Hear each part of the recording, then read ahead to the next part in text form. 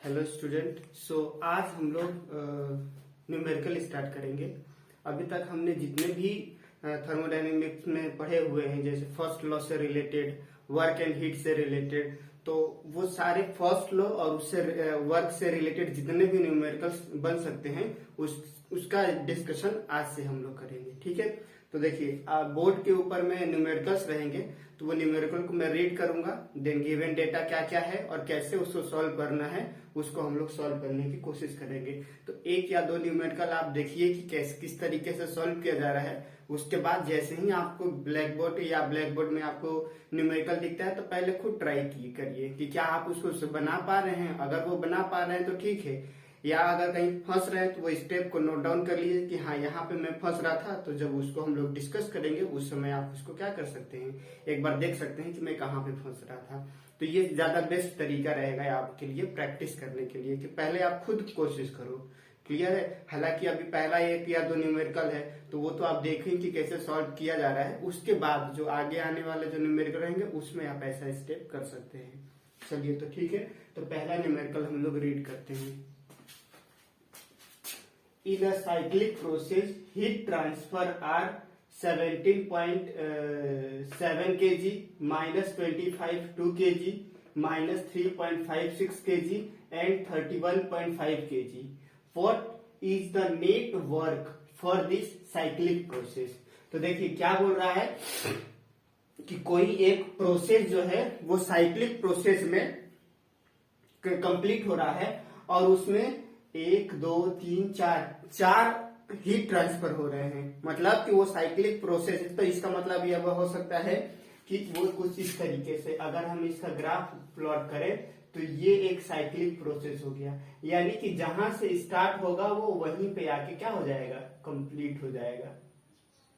ठीक है, यहां से स्टार्ट हुआ और यहाँ पे आगे कंप्लीट हो गया। या इसको अगर हम 4 अलग अलग साइकिल में चाहें तो वो भी दिखा सकते हैं, क्योंकि 4 हीट ट्रांसफर, इसलिए मैं 4 साइकिल दिखाने की कोशिश कर रहा हूँ। 1 2 3 4, 1 से 2, 2 से 3, 3 से 4, 4 से 1, ये कंप्लीट हो गया।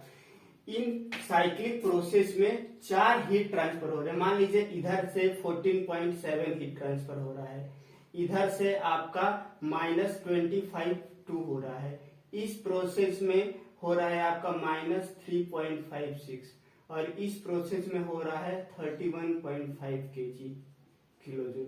क्लियर है। तो हमें ये निकालना है कि नेट वर्क कितना ट्रांसफर होगा। तो देखिए जब फर्स्ट लॉ हम लोग पढ़ रहे थे तो आपको पता होगा कि जब फर्स्ट लॉ होता है उसके साइक्लिक प्रोसेस के लिए एक फॉर्मूला था, summation of Q for cycle equal to summation of W for the cycle. इसका मतलब क्या हुआ कि हम 1 से लेके 4 तक में जितना हीट एडिशन करेंगे या माइनस करेंगे या प्लस करेंगे विथ साइन, उनका सारे का अगर हम समेशन लेंगे तो वो किसके बराबर होगा कि इन चारों साइकिल के द्वारा जो वर्क किया जाएगा उनके विथ साइन ऑफ समेशन के बराबर पे होगा। क्लियर है। इसका मतलब ये हुआ कि अगर 4 अलग अलग है तो इसको मैं लिख सकता हूं Q1 से 2 प्लस Q2 से 3 प्लस Q3 से 4 प्लस Q4 से 1। 4 अलग अलग साइकिल है तो 4, इनका समेशन इक्वल टू ये पूरे होल साइकिल का जो नेट वर्क होगा उसके बराबर होगा। तो summation of W of cycle ये हम लिख सकते हैं। अब देखिए क्या क्या दिया हुआ है, 14.7 minus 25.2 minus 3.56 plus 31.5 equal to summation of W of cycle. अब हम लोग इसको ऐड कर लेते हैं।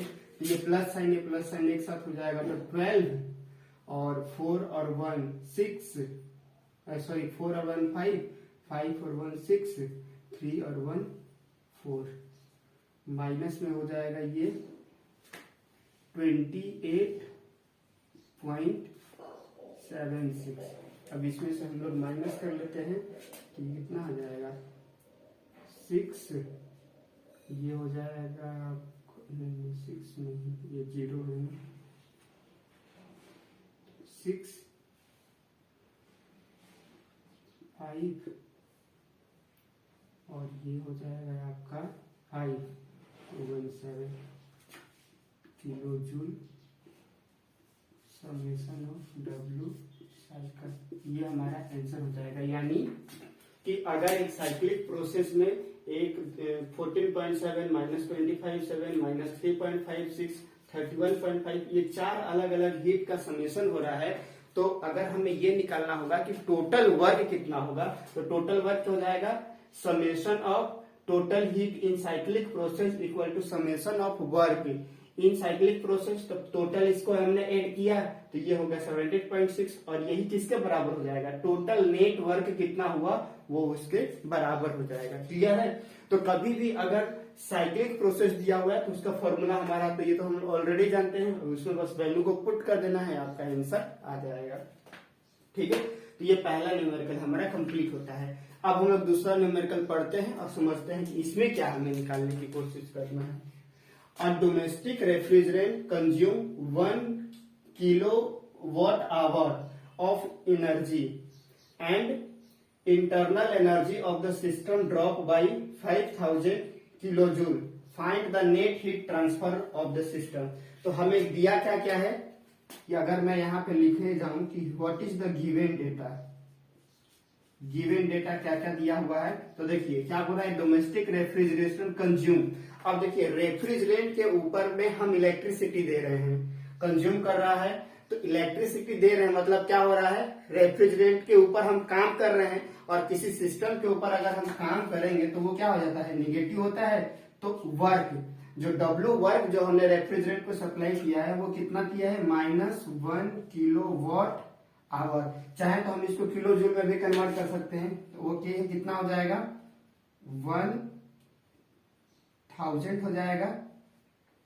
तो ये किलो वॉट या 1 लिखिए, 1 किलो वॉट को हम क्या ले सकते हैं, किलो जूल पर सेकेंड इंटू 3600। ये आवर को सेकेंड में कन्वर्ट कर दें तो सेकेंड से कट जाएगा, तो हमारा हो जाएगा -3600 किलो जूल। ये एनर्जी हो जाएगा। ये माइनस क्यों, क्योंकि इलेक्ट्रिसिटी हम सप्लाई कर रहे हैं रेफ्रिजरेंट के ऊपर, और जब भी हम किसी सिस्टम के ऊपर वर्क करेंगे वो इलेक्ट्रिसिटी दे रहे हैं तो क्या हो रहा है, रेफ्रिजरेंट के ऊपर वर्क हो रहा है, इसलिए निगेटिव हो गया।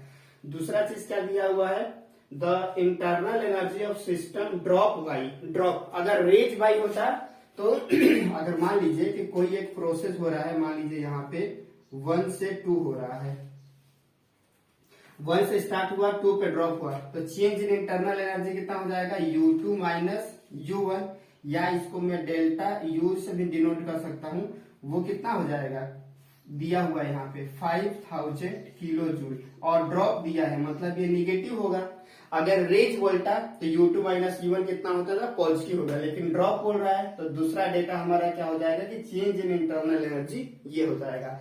अब फ्रॉम द फर्स्ट लॉ हम क्या जानते हैं, Q इक्वल टू होता है डेल्टा U प्लस W होता है, और हमें क्या निकालना है, find the net heat transfer of the system. Net heat transfer निकालना है तो डेल्टा U हमें दिया हुआ है वो कितना है, -5000 किलो जूल प्लस W क्या है, वर्क कितना है, -3600 किलो जूल, ये भी है। तो अगर हम इसको ऐड कर देंगे, और क्योंकि माइनस माइनस माइनस तो माइनस कितना हो जाएगा 8600 किलो जूल, वो हीट ट्रांसफर हो जाएगा। और निगेटिव साइन क्या इंडिकेट कर रहा है कि हीट ट्रांसफर जो है मतलब कि सिस्टम से हीट बाहर निकल रहा है, यानी रेफ्रिजरेटर का जो पीछे वाला पार्ट होता है ना, जो कि हीट वो देखेगा गर्म रहता है, वो एटमॉस्फेयर को हीट रिलीज करेगा, तो वो कितना हीट रिलीज कर रहा है 8600 किलो जूल। तो यहाँ पे लिख सकते हैं कि निगेटिव साइन क्या इंडिकेट कर रहा है कि heat release from the system. Clear है। और अगर ये प्लस रहता तो मतलब हम हीट सिस्टम को दे रहे होते।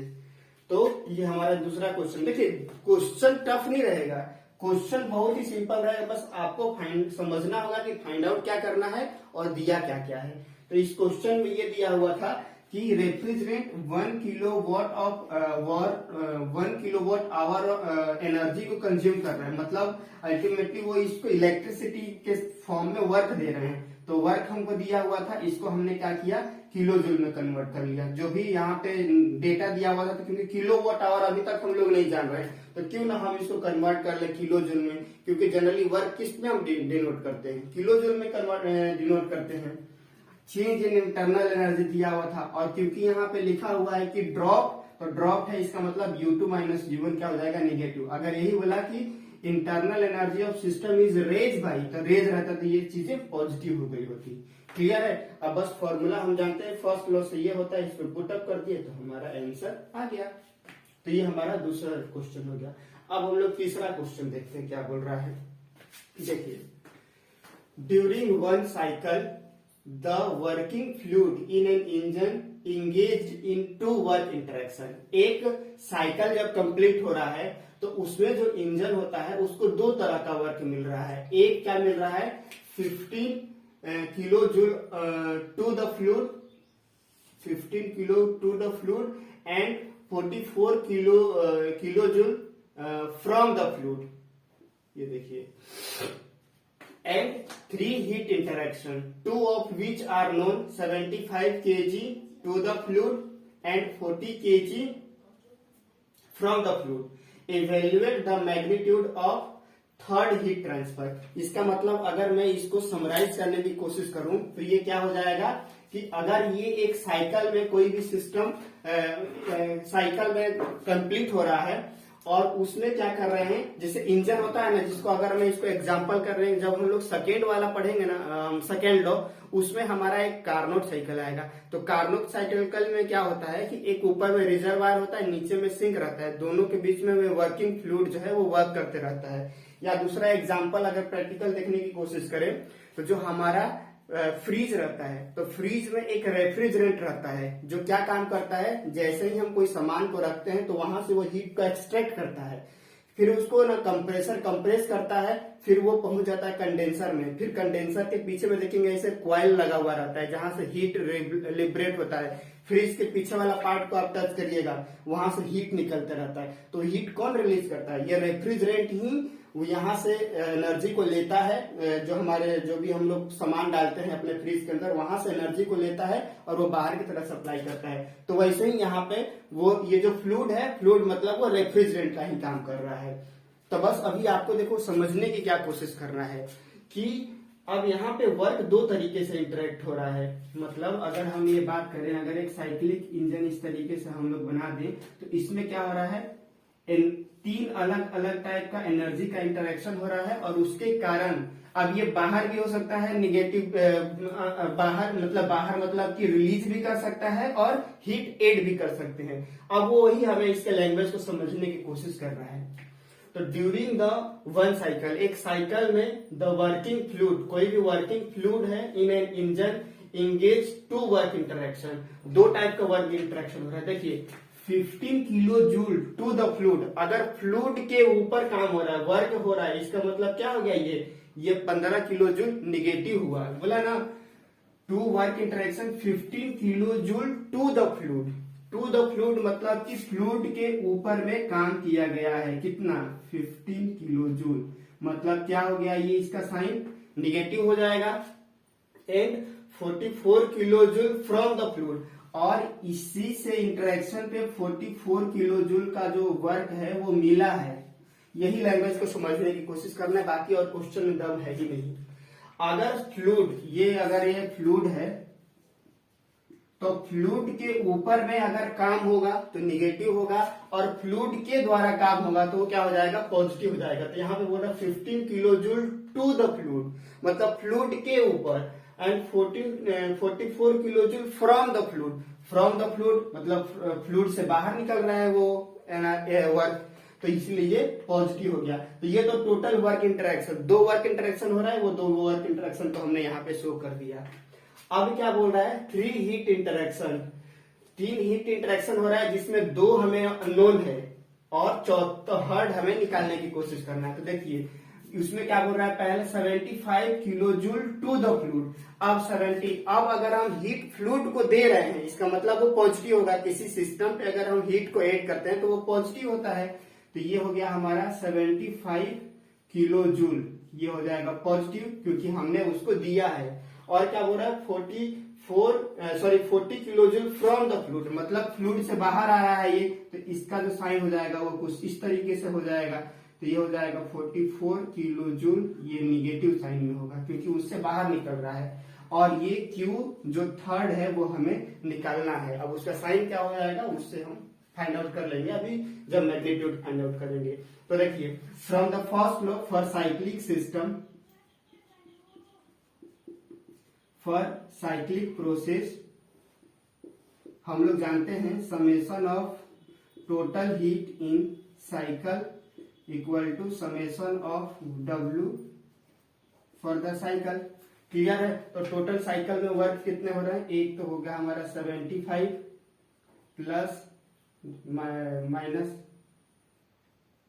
माइनस 40 प्लस Q3, और टोटल वर्क कितना होगा क्योंकि दो ही इंटरेक्शन हो रहा है, दो ही वर्क का इंटरेक्शन बोल रहा है, मतलब एक में हो सकता है कि 0 वर्क हो इसलिए उसको वो नहीं कंसिडर किया है। तो कितना 44, ये पॉजिटिव होगा और माइनस 54। तो अब इसको सॉल्व कर लीजिए तो ये कितना हो जाएगा आपका 35 प्लस Q3 इक्वल टू, ये हो जाएगा हमारा 29। तो Q3 हमारा कितना हो जाएगा 29 माइनस 35, तो Q3 हो जाएगा हमारा 6 किलो जूल। अब ये निगेटिव साइन बता रहा है, मतलब इसका एरो कितना हो जाएगा, ये सिस्टम से हीट रिजेक्ट हो रहा है। तो हमारा Q3 का मैग्नीट्यूड कितना हो जाएगा, कुछ ये हो जाएगा 6 किलो जूल। क्लियर है? तो देखिए, क्वेश्चन में ज्यादा दम नहीं है लेकिन कंसेप्ट में दम है। तो वही कंसेप्ट को ही समझना है कि कब हम पॉजिटिव लेंगे, कब हम निगेटिव लेंगे, कौन सा न्यूमेरिक, कौन सा फॉर्मूला यूज हो जाएगा। जब साइक्लिक रहेगा तो summation of Q of cycle equal to summation of W of cycle. कब हमें निगेटिव लेना है, कब हमें पॉजिटिव लेना है। जब सिस्टम के ऊपर वर्क किया जाएगा तो वो निगेटिव होगा, जब सिस्टम से हमें वर्क मिलेगा तो पॉजिटिव हो जाएगा। जब सिस्टम पे हीट को ऐड किया जाएगा तब वो पॉजिटिव होगा, जब सिस्टम से हीट को निकाला जाएगा तब वो निगेटिव होगा। तो यही लैंग्वेज को पढ़ना है और यहाँ पे उसके साइन को कंसिडर करना है और फिर फॉर्मूला में वैल्यू पुट कर दीजिएगा तो आंसर आ जाएगा। ठीक है, तो ये हमारा 3 क्वेश्चन हुआ, और भी आगे हम लोग न्यूमेरिकल देखते हैं। So now we will see next numerical.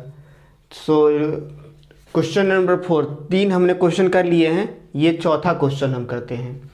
तो देखिए क्वेश्चन क्या बोल रहा है, a gas expand at constant pressure from 1 megapascal 0.03 metre cube to 0.06 metre cube. यानी कि ये प्रेशर दिया हुआ है, 1 मेगापास्कल प्रेशर दिया हुआ है और इनिशियल वॉल्यूम 0.3 मीटर क्यूब दिया है and final volume 0.03 metre cube दिया हुआ है।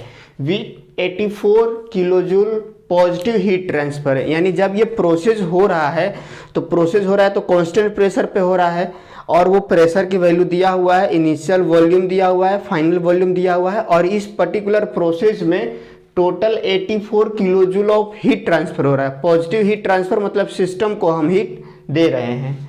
तो हमें फाइंड आउट क्या करना है, find out the internal energy, change in internal energy. तो ठीक है, तो इसको सबसे पहले अगर मैं डायग्राम में इसको एक्स बनाने की कोशिश करूँ, इसका डायग्राम पीवी डायग्राम, तो वो कुछ इस तरीके से होगा। या यहाँ लिख लेते हैं कि सॉल्यूशन में गिवन डेटा क्या क्या है, पहले देख लेते हैं। देखिए, सो गिवन डेटाज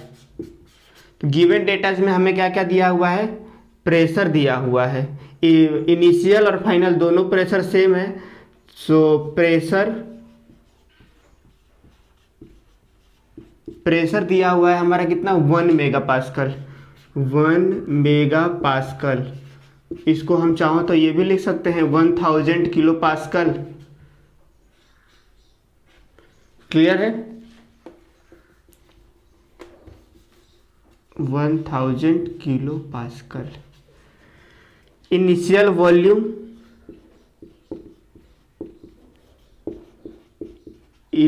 वॉल्यूम दिया हुआ है हमारा 0.03 मीटर क्यूब और फाइनल वॉल्यूम 0.06 मीटर क्यूब।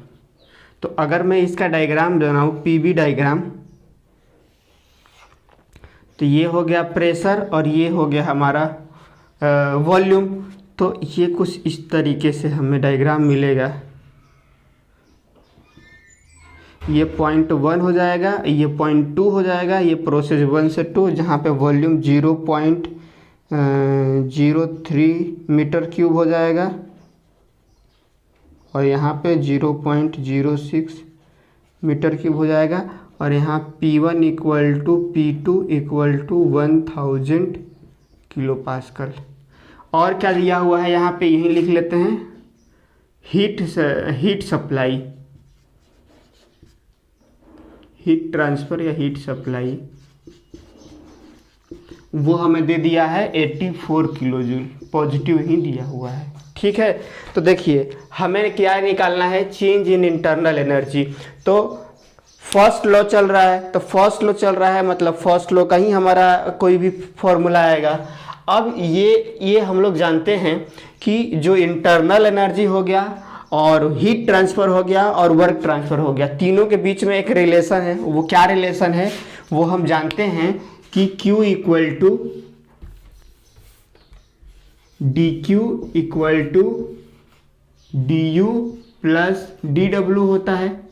या इसको अगर हम Q के फॉर्म में लिखें तो Q equal to change in internal energy plus W ये होता है। इसको मैं डिफरेंशिएट फॉर्म को हटा देता हूँ, तो कुछ इस तरीके से लिख सकते हैं, जहाँ Q क्या होता है, हीट ट्रांसफ़र, डेल्टा U होता है चेंज इन इंटरनल एनर्जी और W क्या होता है, वर्क ट्रांसफ़र। अब देखिए कांस्टेंट प्रेशर प्रोसेस है, तो कांस्टेंट प्रेशर प्रोसेस के लिए हमारा वर्क ट्रांसफ़र क्या हो जाएगा, वर्क इक्वल टू होता है integration of PdV and for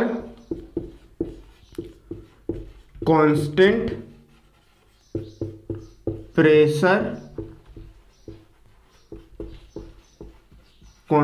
pressure process, उसमें वर्क हमारा क्या हो जाता है, P V2 माइनस V1 हो जाता है, होता है, ये हम लोग डेरिवेशन किए ही हैं। तो P की वैल्यू कितना है, 1000 kilo pascal multiply by 0.06 minus 0.03, तो यहाँ से हमारा हो जाएगा 1000 इंटू 0.03, तो 2 जीरो से ये हो जाएगा, तो ये आ जाएगा हमारा 30 किलो जूल। क्लियर है, 2 जीरो से 2 मतलब कि 1000 कट जाएगा तो 30 किलो जूल आ जाएगा। यहाँ से हमारा क्या आ जाएगा, वर्क निकल गया। अब हमें क्या निकालना है, चेंज इन इंटरनल एनर्जी। तो इसकी वैल्यू देखिए, तो हीट ट्रांसफ़र हमारा कितना है, 84 किलो जूल, जो कि पॉजिटिव बता रहा है, equal to change in internal energy जो कि हमें निकालना है, प्लस वर्क कितना है, 30 किलो जूल है। तो चेंज इन इंटरनल एनर्जी कितना आ जाएगा हमारा, 54 किलो जूल। ये हमारा आंसर हो जाएगा इस पर्टिकुलर क्वेश्चन का। ठीक है, तो देख लीजिए, gas expand at constant pressure from 1 mega pascal 0.03 metre cube to 0.6 metre cube, मतलब कांस्टेंट प्रेशर पे इनिशियल वॉल्यूम 0.03 था, फाइनल वॉल्यूम 0.06 मीटर क्यूब था। 84 किलो जूल इस पर्टिकुलर प्रोसेस में हीट ट्रांसफ़र हो रहा था, तो हमें चेंज इन इंटरनल एनर्जी निकालना था। तो हम फॉर्मूला जानते ही हैं, Q equal to du plus dw, जिसमें हमें हीट ट्रांसफ़र पता है और कांस्टेंट प्रेशर प्रोसेस दिया है, तो हम लोग वर्क ट्रांसफ़र निकाल देंगे, इसकी वैल्यू को यहाँ पे पुट कर देंगे, तो चेंज इन इंटरनल एनर्जी निकल जाएगा। तो ये क्वेश्चन हो गया। अब नेक्स्ट और क्वेश्चन देखते हैं। चलिए, तो आपको बोर्ड पे एक न्यूमेरिकल दिख रहा होगा, लिखा हुआ है, इसको हम लोग सॉल्व करने की कोशिश करते हैं। ये थोड़ा लेंदी, मतलब बड़ा न्यूमेरिकल दिख रहा है, लेकिन है बहुत सिंपल। हम लोग स्टेप बाय स्टेप को फॉलो करेंगे और देखिए कैसे ये सिंपलेस्ट वे में हम इसको सॉल्व कर पाएंगे।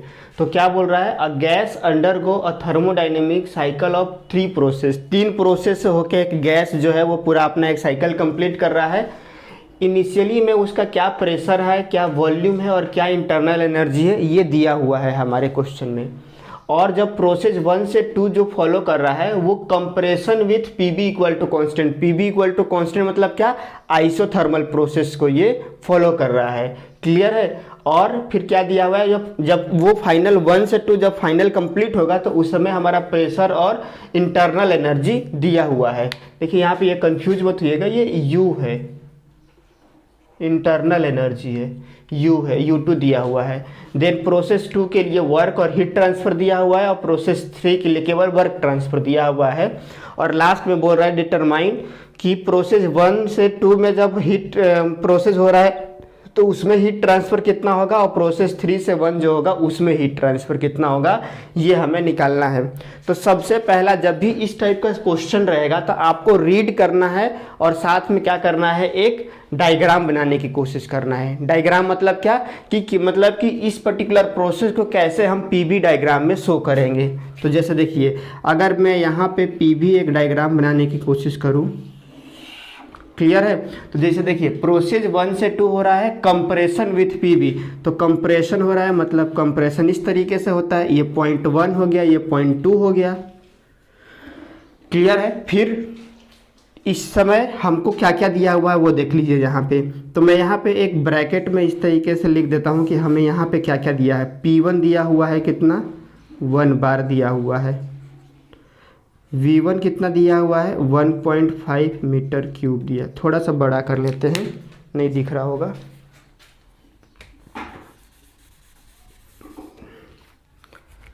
यहाँ पे हमें P1 दे दिया है 1 बार, V1 दे दिया है 1.5 मीटर क्यूब और इंटरनल एनर्जी ये V1 है और ये U1 है, ये दे दिया है कितना 512 किलो जूल, ये दिया है पॉइंट 1 के लिए। अब ये पॉइंट 2, अब पॉइंट 2 के लिए हमें क्या क्या दिया है, P2 दिया है कितना 2 बार, P2 दिया है 2 बार और U2 दिया हुआ है, यानी internal energy at point 2 690 kilo joule. Clear है। अब देखिए ये प्रोसेस 1 से 2 के लिए तो हमारा हो गया। अब 2 से 3 के लिए हमें दिया है, 2 से 3 के लिए, अब 2 से 3 के लिए हमारा वर्क ट्रांसफ़र की वैल्यू 0 है, मतलब कांस्टेंट वॉल्यूम होने वाला है। तो ये कुछ इस तरीके से कांस्टेंट वॉल्यूम का ये V हो गया और ये P हो गया। तो ये हो गया हमारा 2 से 3 हो गया। और फिर 3 से फिर क्योंकि साइकिल है तो ये जाके कंप्लीट हो जाएगा यहाँ पे। तो क्योंकि साइकिल है तो इनिशियल और लास्ट पॉइंट सेम होने वाला है, तो ये 2 से 3 आए और फिर 3 से 1 की तरफ चले गए। अब हमें निकालना है क्या, देखिए इस पर्टिकुलर प्रोसेस 1 से 2 में हमें निकालना है हीट ट्रांसफ़र। तो अब मैं यहाँ पे लिखता हूँ कि फॉर प्रोसेस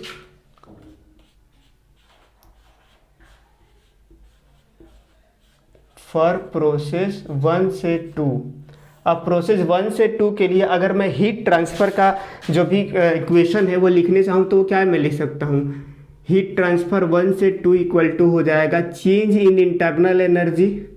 1 से 2 में कितना हो रहा है प्लस 1 से 2 जाने में कितना वर्क ट्रांसफ़र हो रहा है, ये मैं लिख सकता हूँ। अब देखिए चेंज इन इंटरनल एनर्जी को मैं क्या लिख सकता हूँ, U2 minus U1 final minus initial plus 1 से 2 में जाने में वर्क ट्रांसफ़र कितना हो जाएगा। ये जो पर्टिकुलर प्रोसेस है ये क्या है, PV इक्वल टू कॉन्स्टेंट, मतलब PV इक्वल टू कॉन्स्टेंट मतलब आइसोथर्मल प्रोसेस। और आइसोथर्मल प्रोसेस के लिए हमारा प्रेशर फॉर्मूला क्या होता है, P1 V1 ln of P2 upon P1 होता है, या इसको हम लोग V2 अपॉन V1 भी लिख सकते थे। ठीक है। तो अब मैं इसमें फॉर्मूला में पुट कर दूंगा तो क्या हो जाएगा, ये 690 माइनस 512, ये हमारा हो गया change in internal energy plus P1, P1 के यहाँ कितना दिया है 1 बार, तो 1 बार मतलब अब देखिए इसको मैं किस में लिखा हूँ किलो जूल, तो 1 बार को मैं किस में लिख लूँ, क्योंकि अभी ये किलो जूल में आने वाला है। तो आप चाहें तो यहाँ इंटू 10⁻³ भी कर सकते हैं, और बार को आप या तो डायरेक्ट पास्कल में लिख सकते हैं, या अगर आप इसको किलो जूल में लिख रहे हैं तो ये जो 1 बार है इसको आपको किस में करना पड़ेगा, किलो पास्कल में कन्वर्ट करना पड़ेगा। तो क्योंकि ये किलो जूल में लिखे हैं तो यानी 1 bar equal to 100 kilo pascal into volume V1 कितना है 1.5 ln of P2 100 divided by 2 bar यानी कि 200। अब आप इसको सॉल्व कर लीजिए तो देखिए कितना आता है, इसको देख लेते हैं।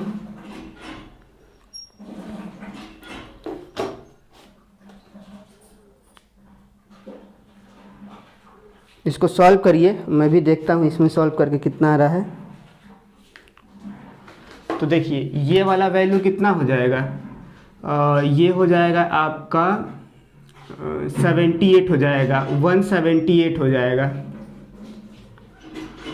प्लस यहाँ से अगर हम सॉल्व करेंगे तो इसके लिए कैल्सी मुझे ज़रूरत पड़ेगा।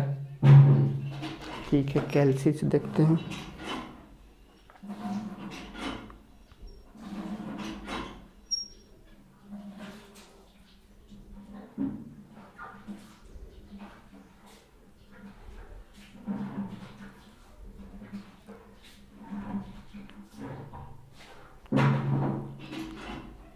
ये आ रहा है -103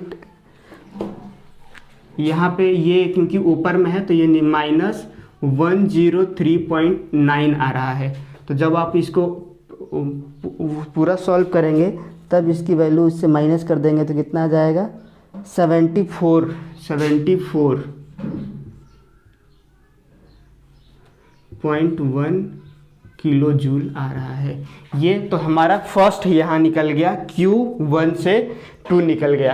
देखिए क्या क्या दिया हुआ है, Q1 से 2 के लिए change in internal energy plus W12 change in internal energy हमको दिया हुआ था U2 माइनस U1 से, और यहाँ पे P1 V1 क्योंकि ये प्रोसेस दिया हुआ है कि आइसोथर्मल प्रोसेस है तो ये वैल्यू को हम लोग पुट करेंगे तो यहाँ से सॉल्व करेंगे तो ये हमारा Q12 हमारा निकल जाएगा।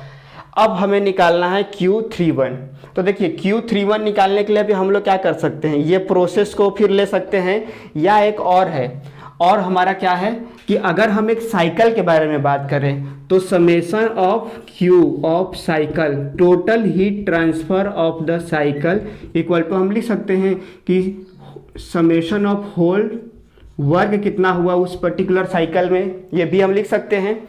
अब देखिए इस पर्टिकुलर में साइकिल में मतलब कि टोटल कितने साइकिल से मिलके बना हीट ट्रांसफर, Q1 से 2 प्लस Q2 से 3 प्लस Q3 से 1, 3 प्रोसेस है तो 3 अलग अलग हीट ट्रांसफर होगा। वो किसके बराबर हो जाएगा, Q1 से 2 प्लस Q2 से 3 प्लस W हम लोग लिए W3 से 1, ये लिख सकते हैं।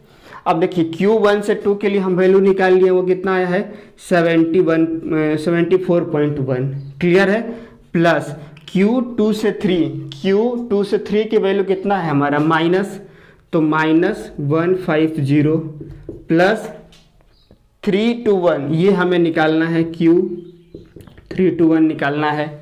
ये वैल्यू हो गया 71.1 प्लस -150 प्लस Q31 ये निकालना है।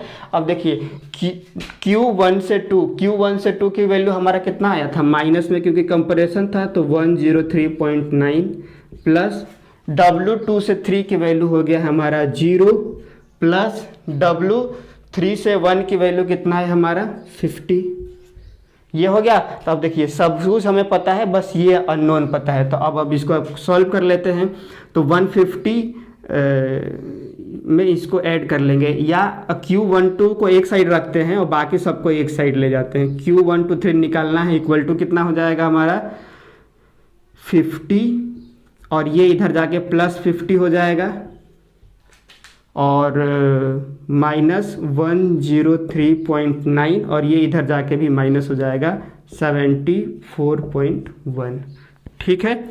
अब देखिए ये कितना हो जाएगा टोटल, ये हो जाएगा 200 माइनस, अब इसको सॉल्व कर लेते हैं तो कितना हो जाएगा 178 हो जाएगा।